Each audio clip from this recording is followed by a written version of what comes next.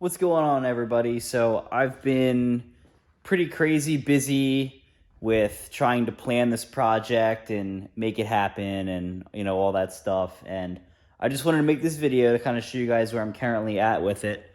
So I'm here with the car. This is, I guess I'm going to call this test fit number 2, even though it's actually test fit number like, I don't know, 100. So this is the engine straight in the car. I took the transmission off. This is already lost one. Didn't even start doing anything yet. This is the engine's gonna sit lower than that, so don't worry about that.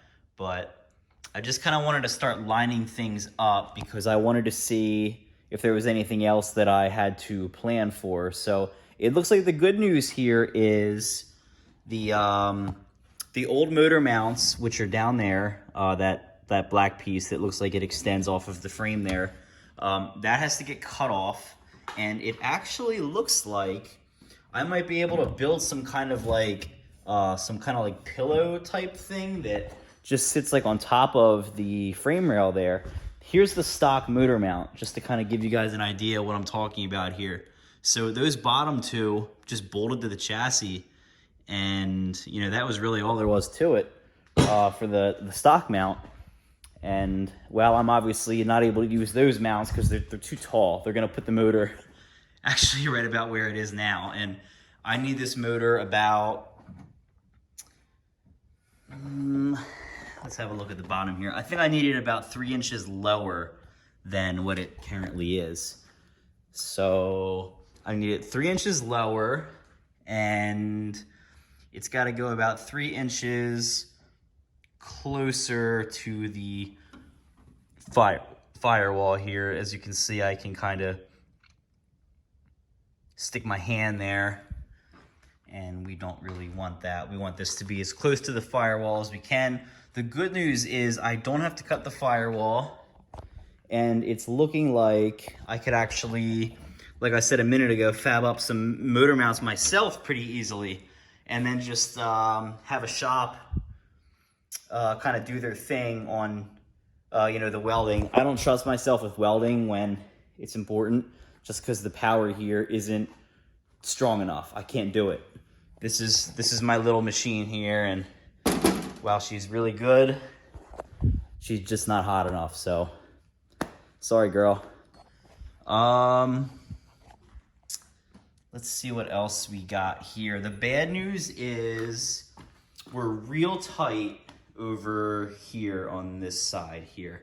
So it's looking like there's gonna have to be some cutting into the front of the frame rail here. I'm not quite sure how I want to handle this yet, because there's a bolt hole right here, and there's one about 6 inches behind it, deeper into the car, one on each side, and those are for the front bumper mounts. And at that point we're talking into a safety thing, but I mean, look at this thing. Is this a safe car? No, this is not a safe car. So I don't really feel that bad cutting it, but I'm not quite sure how I want to go about that just yet. So kind of an internal debate in my head on that. And I might just delete the air conditioning altogether. I'm not sure if this car will ever have air conditioning. It would be cool to have it one day, but it won't fit. So I could just, take that out and either get a custom belt made, or I don't know, find one that doesn't have it. I don't know. This should clear just barely without it. Maybe. We also have the air pump over there, which is getting deleted. I'm pretty sure I don't need an air pump. So I could possibly move the compressor. And I don't even have to use this compressor, So I could just, unbolt this compressor and pull that off. And then, put some kind of placeholder over there. And, that could work. Over here is kind of crowded anyway. Well, actually, that's a lie, because this is going under the floor. I actually unbolted that so the intake would sit there nicely.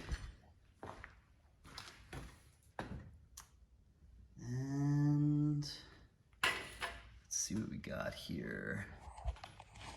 So this is actually about an inch off center to this side. So this needs to move this way to the left about an inch. So if we consider that, so this is gonna put my frame rail in jeopardy here, this alternator.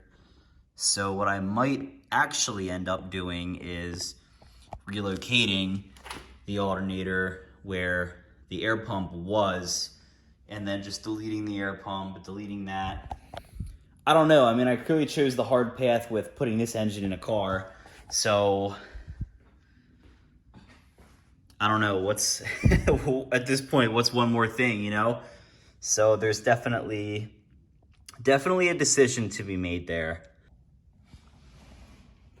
All right, so I took some measurements a little earlier about the oil pan because I was concerned that it was going to hit the steering. So it's kind of hard to tell exactly what we're working with here, but it's actually looking like the, once we push this engine back about 3-4 inches, this engine has to go back a minimum of 4 inches. The good news is we can push the steering rack up a little bit, so that's in the cards for sure. So what we might have to do